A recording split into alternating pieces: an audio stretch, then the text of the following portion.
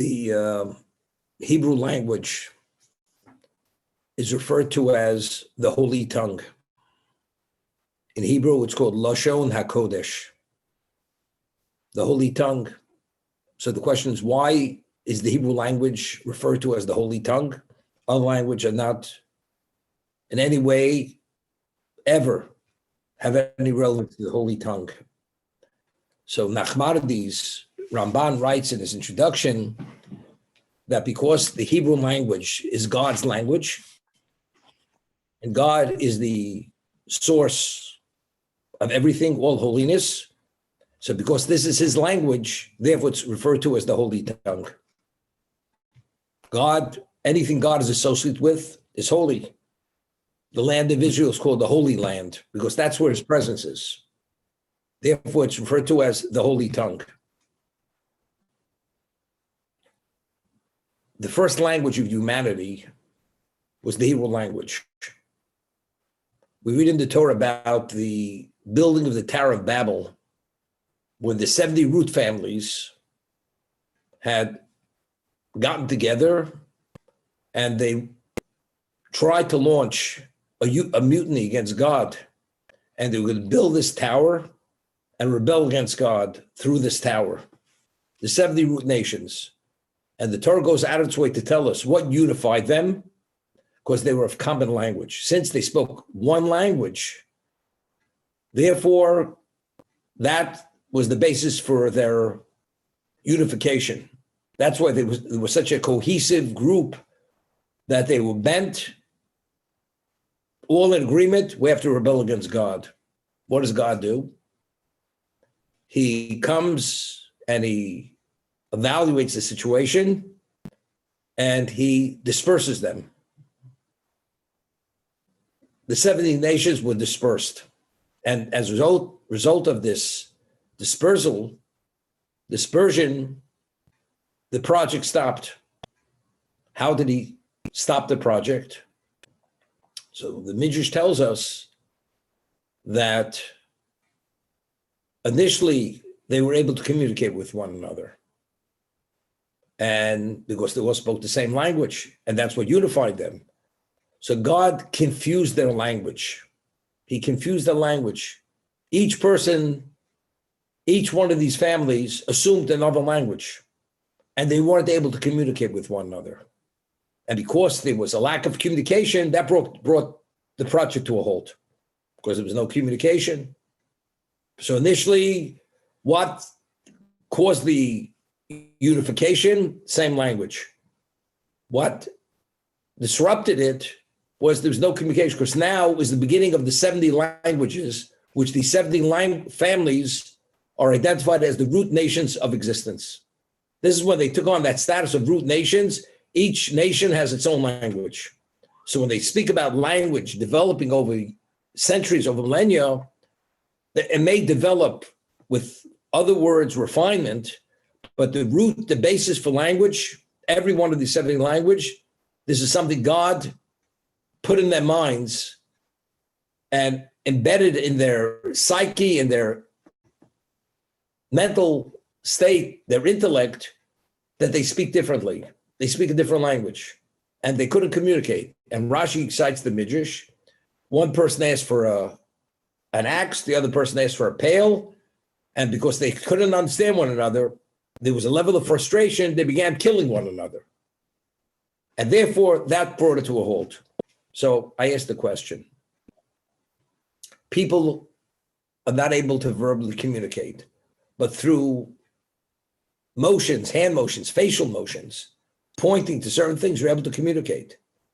Language is not the barrier. People overcome the barrier of language. If people are bent that they want to rebel against God to that point, I mean, how is because they can't communicate verbally, although they could communicate other ways, that somehow brought it to an end.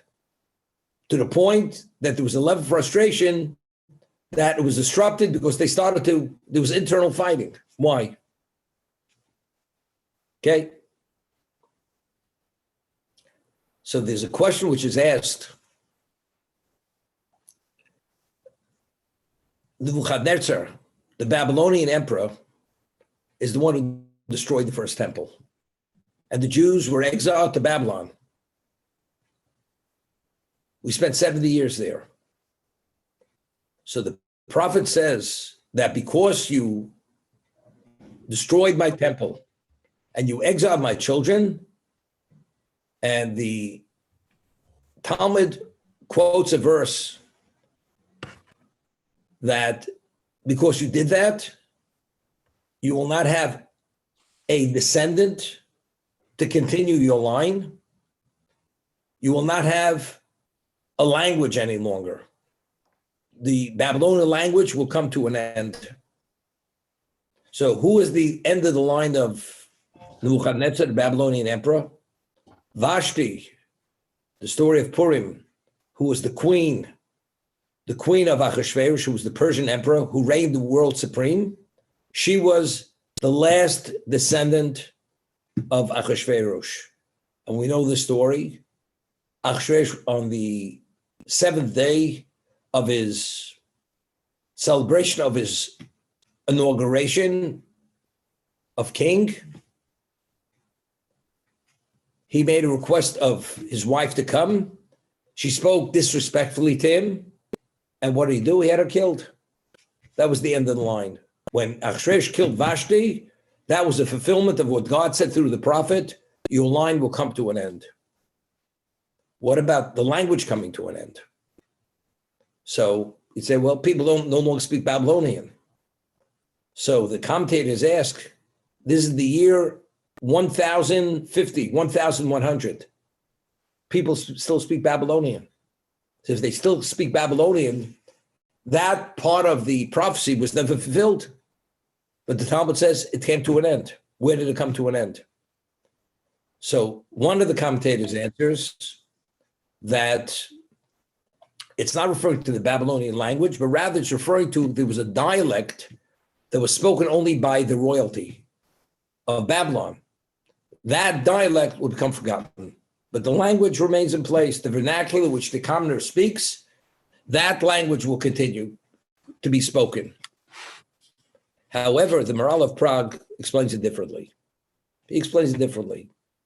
He says, if a Persian speaks Babylonian, does that make him a Babylonian? He speaks the language. What is language? Language is a representation of a culture. That's what language is. The Persians have their culture, how it's expressed through the Persian language. The Babylonians had their unique culture. It's expressed through Babylonian. The French have their culture. They express it through French. The English, the British have theirs. It's expressed through English language. So what is language? Language is an expression of the profile of that particular group. Whether you're Frenchman, Englishman, we're talking about it's a different personality. It's a different perspective. When people have two perspectives, you can't have meetings in the mind. The French and the English can never see eye to eye. Why can't they see eye to eye? Because they speak different language, or because the whole mentality, the perspectives is different perspective. So language is only indication the perspective is different perspective. So when God disrupted this project, this rebellion, this mutiny against him, when he created 70 languages, the language is only an indication of the perspective became a different perspective. Initially, when they spoke the same language, that indicated they had a similar, almost identical perspective.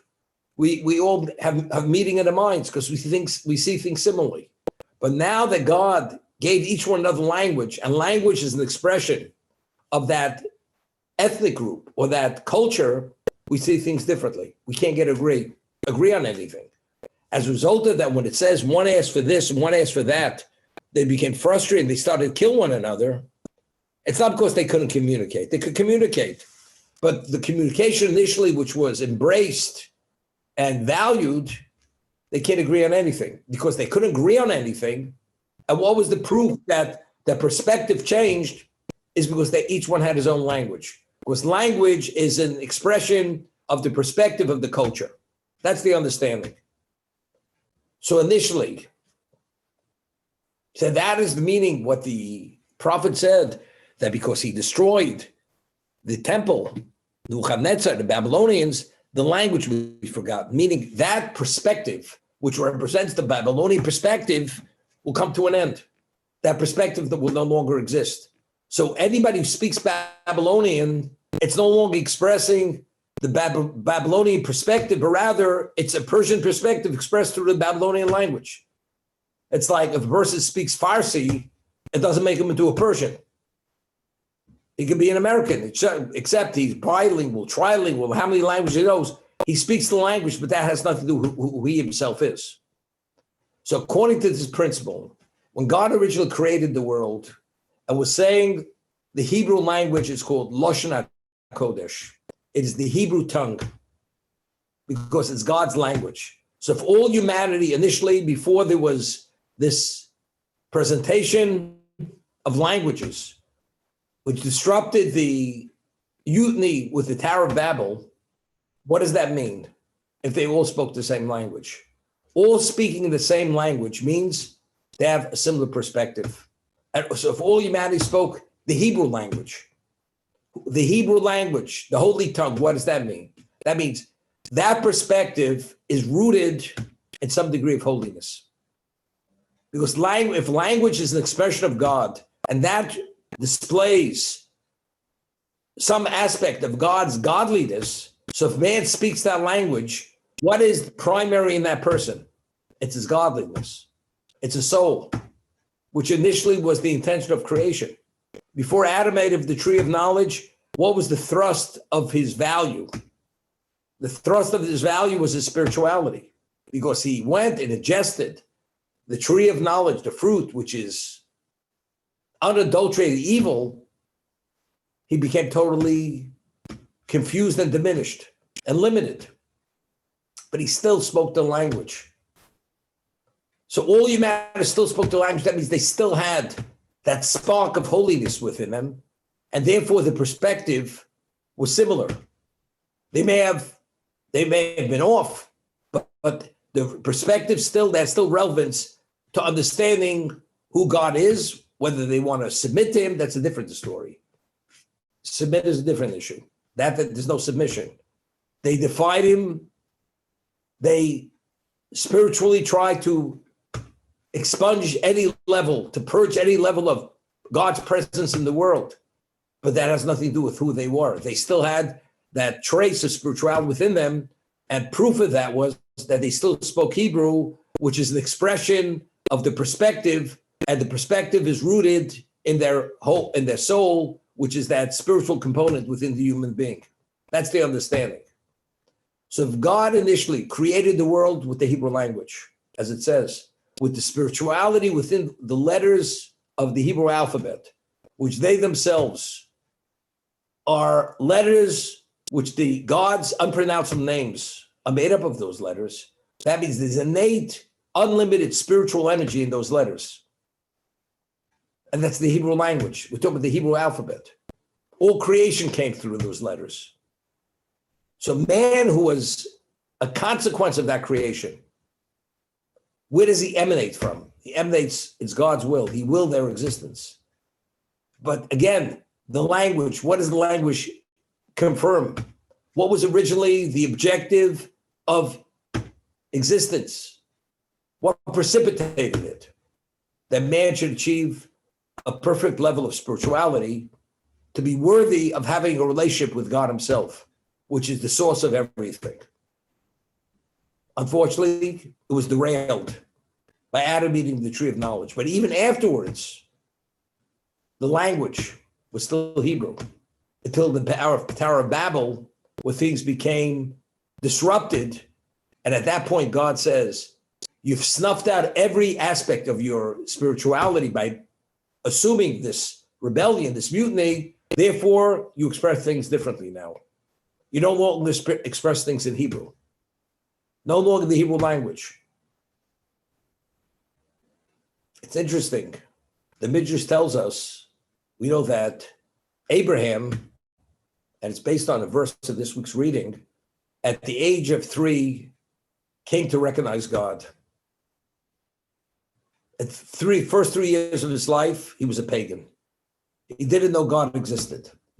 Everybody denied that. He, through his quest and search for truth, came upon God. But he didn't speak Hebrew. He did not speak the holy tongue. He was actually a fugitive because he was espousing monotheism. He hid in the cave for 13 years. During that period of time, God, these are the words of the Midrash, caused that his kidneys, which is somehow connected to the intellect of a person, should become like well springs. And God communicated to him the Torah in entirety. Not on an obligatory level, but he should just be aware of ultimately what is the spiritual infrastructure of existence to bring about that level of perfection. So Avram kept the whole Torah its entirety, including rabbinic fences, even before it was given at Sinai. But when he came out of that cave after 13 years, he was in hiding. He spoke the Hebrew language. God endowed him with an understanding as he communicated to him the Torah its entirety and its oral interpretation, plus rabbinic fences which are needed to maintain that.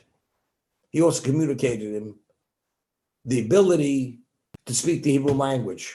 So when he began speaking the Hebrew language, what did that confirm? It confirmed that was a revelation it's an expression of his essence. That means God shows him that his essence is not physical. His essence is spiritual. And he has that unique spirituality, which the 70 root nations lost due to their mutiny against God. So now when he expresses himself, every expression, every initiative which Avram took, where did it emanate from? It emanated from his essence. What was his essence? His essence was his spiritual component, which was unique and special, and therefore was expressed through the Hebrew language.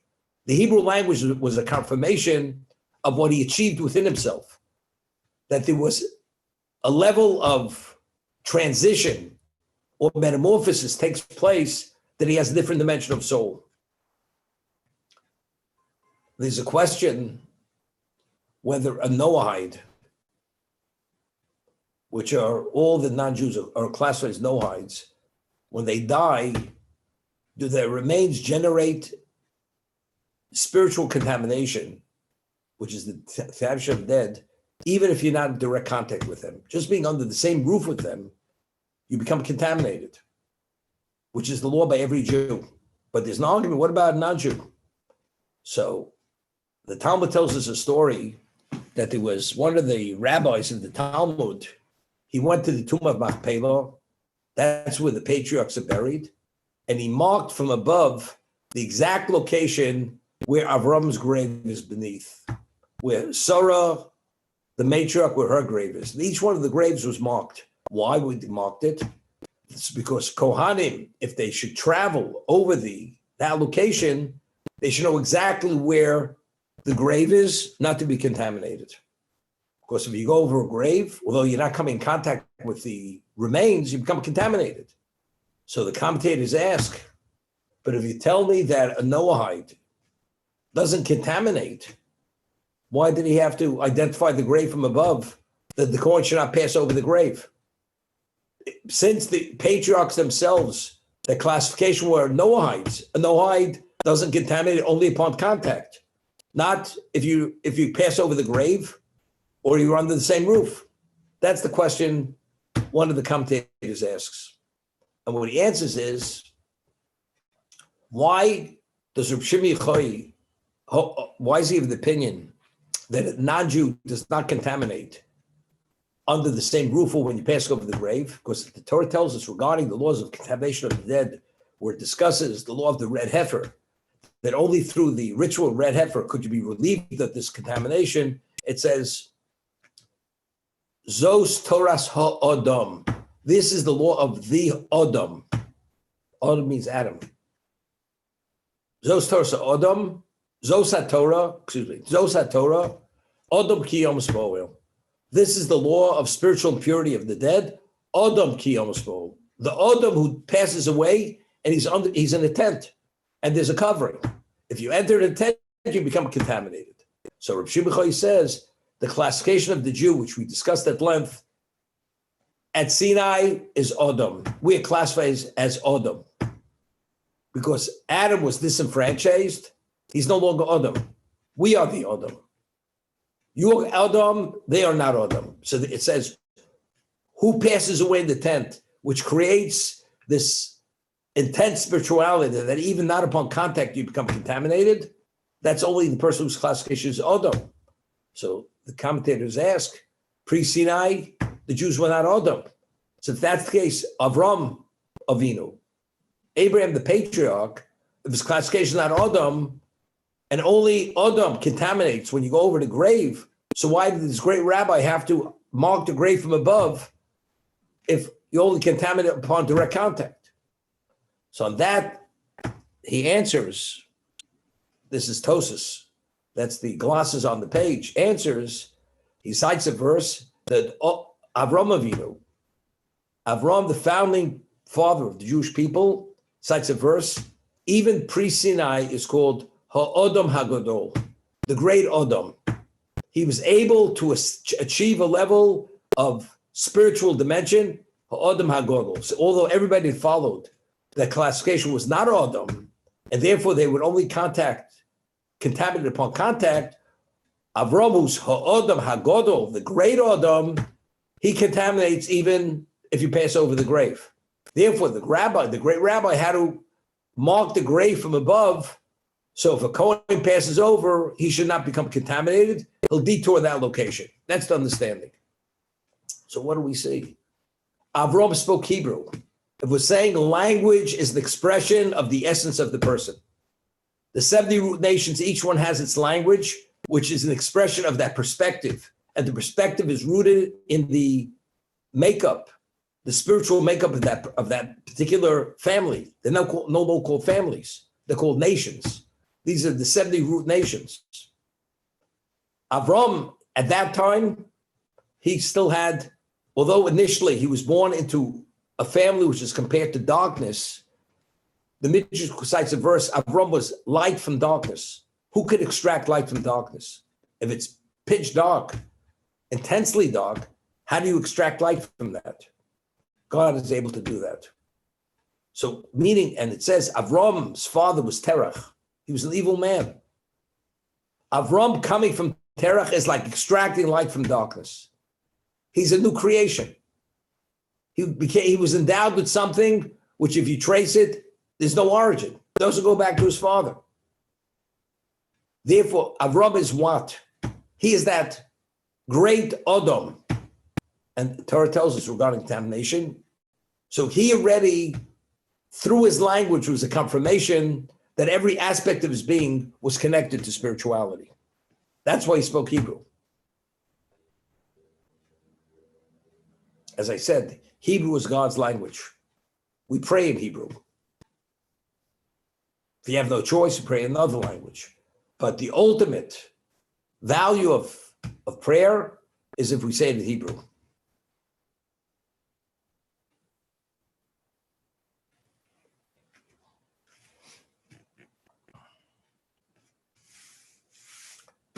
We find that there are 49 levels of spiritual impurity. They're referred to as Mem Tesh Shari Tuma, 49 gates of impurity, and the 49 gates of spirituality. If a person sinks to the 49th gate of impurity, he still has relevance to this existence. Of course, he still could come back. If a person falls below the 49th level, he goes into spiritual extinction. He goes into the oblivion, never to come back. The Jews, when they were in Egypt, they reached the 49th level of impurity. They were totally devoid of spirituality. But yet God redeemed them. Of course, they said, we acknowledge that there's a God. When Moshe came and presented his credentials, Therefore, they continued.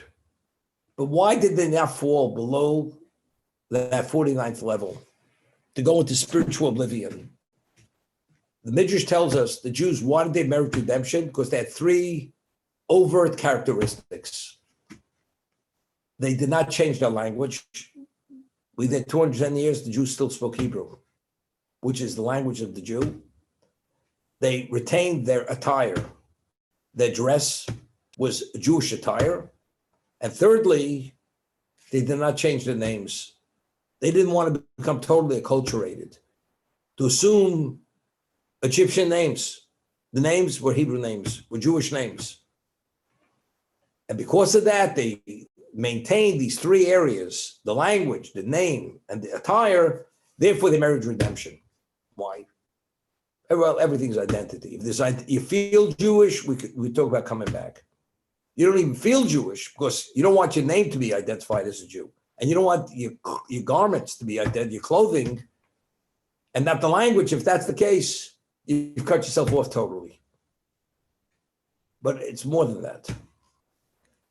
That they did, that they still spoke Hebrew, although they were idolaters, they were pagans. We're holding the 49th level of impurity at the brink of spiritual extinction.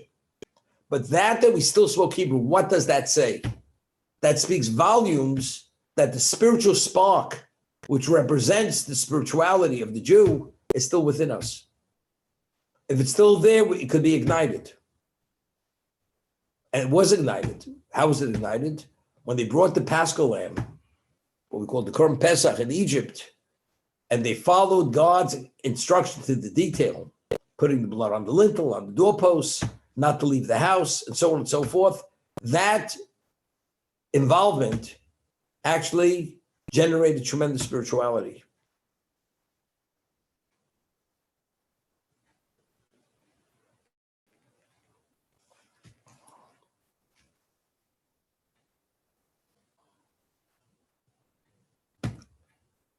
Adam spoke Hebrew. The Torah goes out of its way and tells us that Noah, who was the new father of mankind after the great flood, that he studied the Torah. How do we know he studied the Torah? Because God says to Noah, you should take of the clean, kosher species, non-kosher species. If he doesn't know what if he never studied the Torah, how does he know what the kosher species, what the non-kosher species are? Evidently, since he did follow instructions as God prescribed, 2 of the non-kosher species and 7 of the kosher species, that clearly tells us he studied Torah. Otherwise, how does he know to discern between what's kosher, what's not kosher? Meaning he knew that a kosher species has 2 distinct signs. It chews its cud, it has split hooves. A non-kosher species doesn't have that. And when it came to the fish, whatever it was, he definitely studied Torah. If he studied Torah, he knew the Hebrew language. Goes hand in hand. So why did the Jews not become extinct in Egypt? Because they still spoke Hebrew. Hebrew is God's language. That you express yourself in that language tells us where you're at. That your spirituality, you still have sufficient, although it may be ebbing, almost fading out, but it's still there. And therefore, it's essential we leave at that moment, because we were holding the 49th level of impurity, and if we would have gone slightly below that, we would have become spiritually extinct. Not because we'd have a location, but because we're at a value is only our spirituality, and if we're at a point of no recovery, it's all futile. Therefore, God says, you're leaving now. It's now or never. For that reason.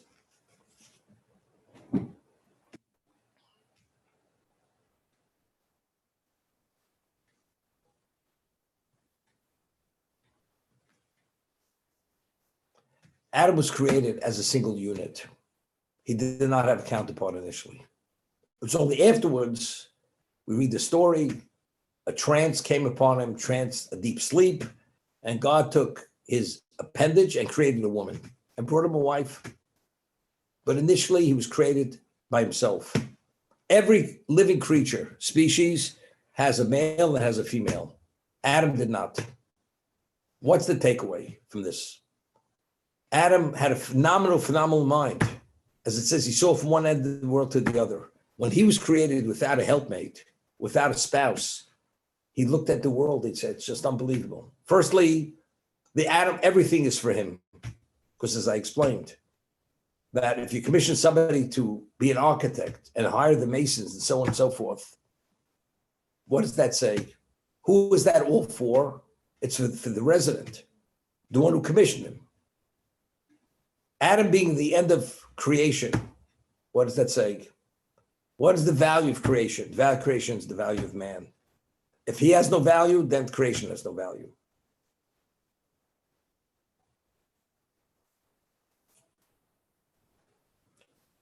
He was created as an individual, different than all the other living species.